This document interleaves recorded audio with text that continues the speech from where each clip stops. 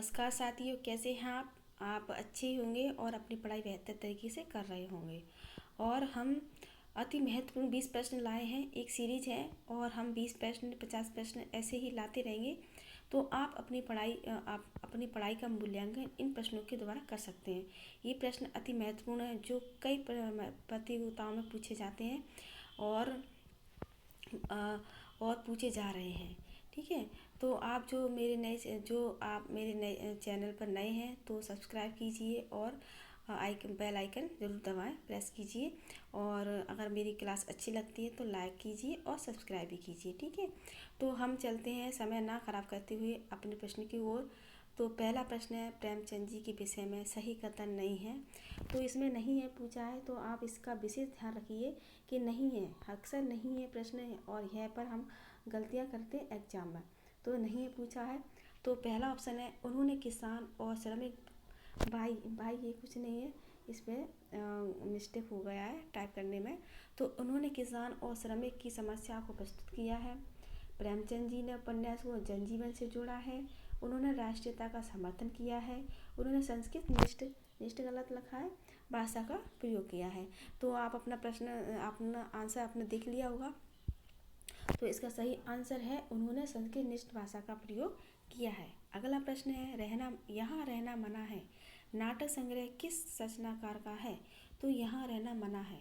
तो पहला ऑप्शन है श्रीधर पाठक, महादेवी वर्मा, ममता कालिया और जयशंकर प्रसाद।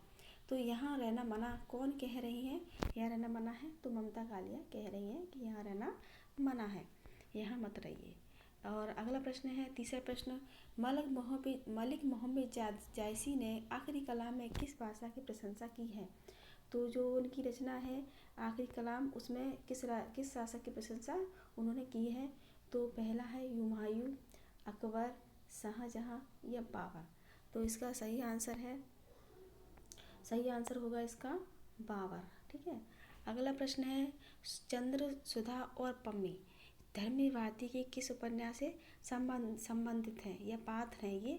तो आपने अगर धर्मी भारती का ये उपन्यास पढ़ा होगा तो इसके पात्र भी आपको अच्छे से याद होंगे। तो पहला ऑप्शन है 11 सपनों का देश, गुनाहों का देवता, सूरज का सातवां घोड़ा और प्रारंभ और समापन। तो इसका आंसर है गुनाहों का देवता। इसमें चंद्रसुधा की एक कहानी, मार्मिक कहानी, प्रेम कहानी दी हुई है गुनाहों के देवता में। ठीक है, इसको पढ़िए, काफ़ी अच्छा उपन्यास है। कौन सा उपन्यास धर्मवीर भारती जी का नहीं है। तो ऊपर सारे धर्मवीर भारती के उपन्यास दिए हुए हैं, तो इसमें आपने अपना ऑप्शन अच्छे से देख लिया होगा। अगर आपने देख लिया है तो उसका राइटर आपको, उसके लेखक आपको कमेंट बॉक्स में ज़रूर बताना है। तो चारूचंद्र लेख, 11 सपनों का देश, प्रारंभ व समापन या सूरज का सातवां घोड़ा। तो इसका आंसर है चारूचंद्र लेख। तो इसका जो लेखक है आपको कमेंट बॉक्स में जरूर बताना है। अगला प्रश्न है, समुद्र संतरण कहानी के रचयिता कौन है।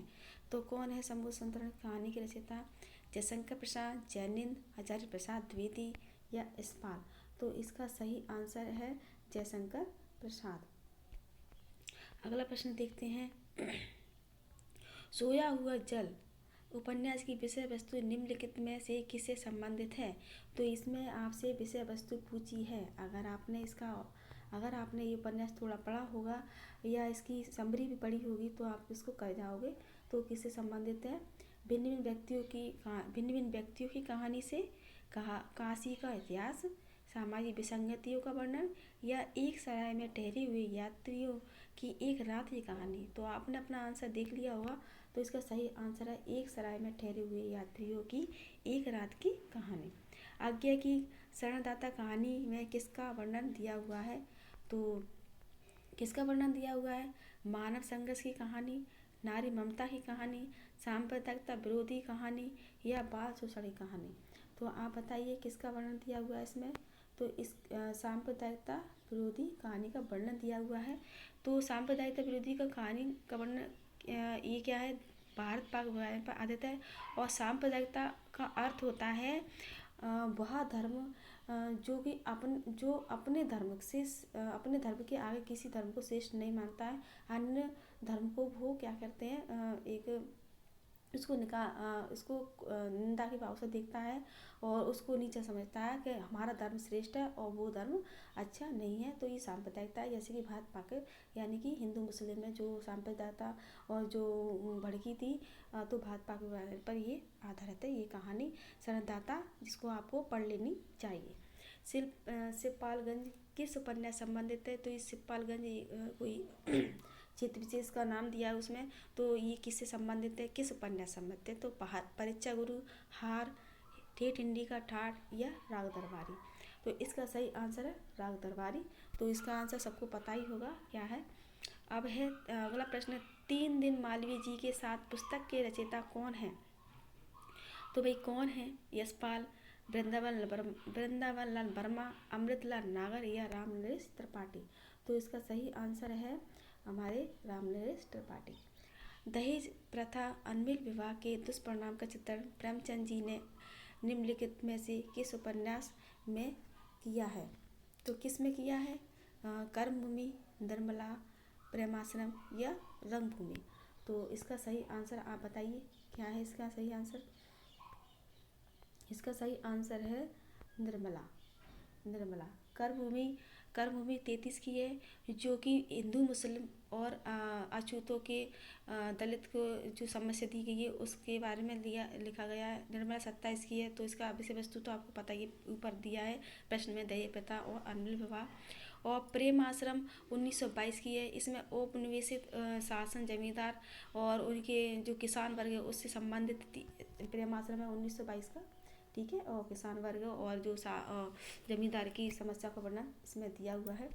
और रंगभूमि जो कि 1925 की है। तो ये किससे संबंधित है? विषय वस्तु इसकी 1925 की है और इसकी विषय वस्तु है क्या कहते हैं, जो औद्योगिकरण होते जो पूंजीपति हैं और अंग्रेजियों का शासन भी दिया, इसमें शोषण दिया हुआ है, दीनता का विशेषण दिया हुआ है। तो ये भी एक तरह से समस्याग्रस्त उपन्यास है। आषाढ़ का एक दिन नाटक देखना, मतलब देखना गया, ये गलत मिस्टेक हो गया है।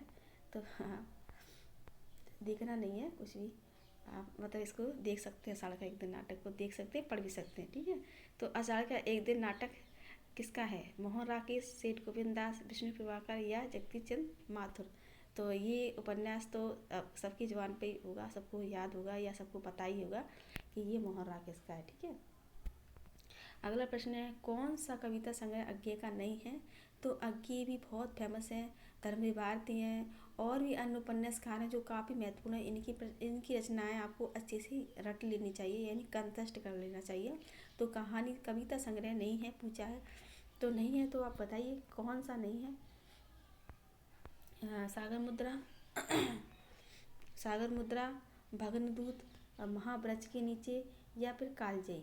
तो आप बताइए कौन सी नहीं है? तो इसमें कालजयी। कालजयी किसकी है? तो आप इसका भी आंसर कमेंट बॉक्स में ज़रूर बताएं कि कालजयी किसकी रचना है। अगला प्रश्न है, सूर्यकांत त्रिपाठी निराला जी की उपन्यास का प्रकाशन वर्ग की दृष्टि से सही कार्यक्रम पहचानिए। तो सही कार्यक्रम बताइए, सही कार्यक्रम क्या है इसका? तो पहला ऑप्शन है अप्सरा, अलका, कुल्ली बाट या चोटी की पकड़। और अगला ऑप्शन है अप्सरा, चोटी की पकड़, कुल्ली बाट या अलका। और चोटी पकड़, अप्सरा, अलका और कुल्ली बाट। तो आपको ऑप्शन देखते ही मालूम हो गया होगा कौन सा है। तो पहला ऑप्शन है अप्सरा, अलका, कुल्ली बाट और चोटी की पकड़। तो अप्सरा है 31, अलका है 33, कुल्ली बाट कहीं 38 दिया जाता है, कहीं 39 दिया जाता है और चोटी पकड़ 1940 का है। तो अप्सरा, अलका और कुल्ली बाट और चोटी की पकड़ यानी 31, 33 और 38 और 40। तो कुल्ली बाट का डेट आप और देख लेना क्या था।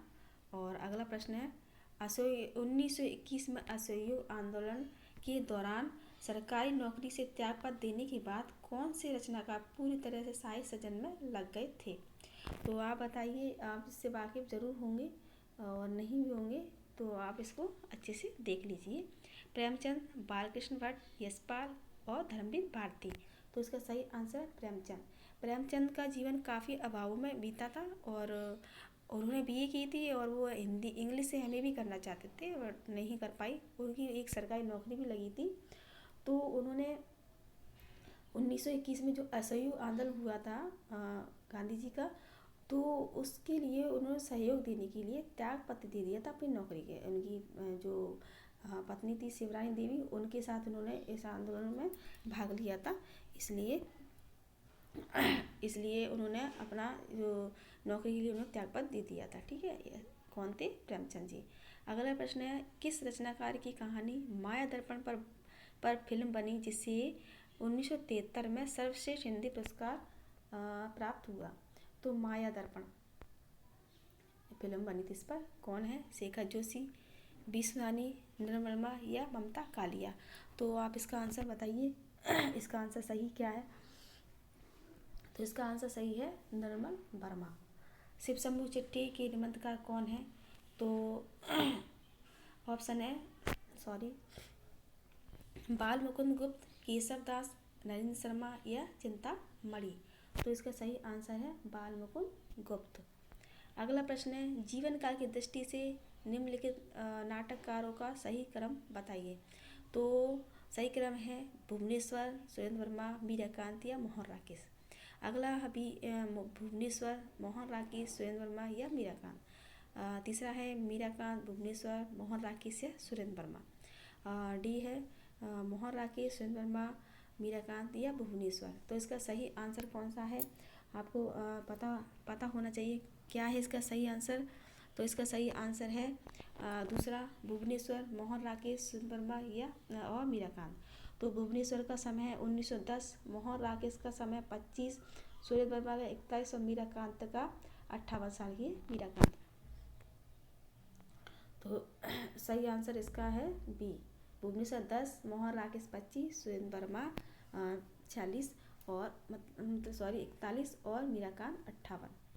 अगला प्रश्न है, किस रचनाकार ने अपना प्रथम आलोचनात्मक लेख लिखा? मतलब प्रथम लिखा था, निराला जी कविता पर लिखा, जो चर्चित पत्रिका चांद में प्रकाशित हुआ।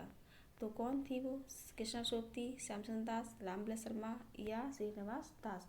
तो इसका सही आंसर है रामविलास शर्मा। इन्होंने पहला आलोचनात्मक लिखा था तो रामविलास शर्मा था निराला जी पर। मृगावती किसकी रचना है? तो सबको ही पता हुआ किसकी रचना है, तो ये है कुतुबन की मृगावती। तो ये हुए हमारे अति महत्वपूर्ण 20 प्रश्न, और आगे भी इतने ऐसे ही प्रश्न, ऐसी सीरीज हम लेके आएंगे। तो आप कमेंट बॉक्स में बताएं कि मेरे ये प्रश्न आपको कैसे लगे और मेरा ये प्रयास आपको कैसा लगा। अगर आपको मेरा प्रयास अच्छा लगा तो आप मुझे बताइए, मैं ऐसी सीरीज और आगे लेती आऊँगी। और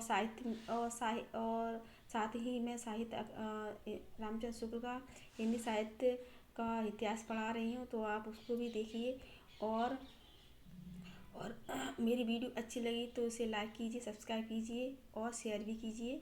और वीडियो देखने के लिए बहुत बहुत आभार, धन्यवाद।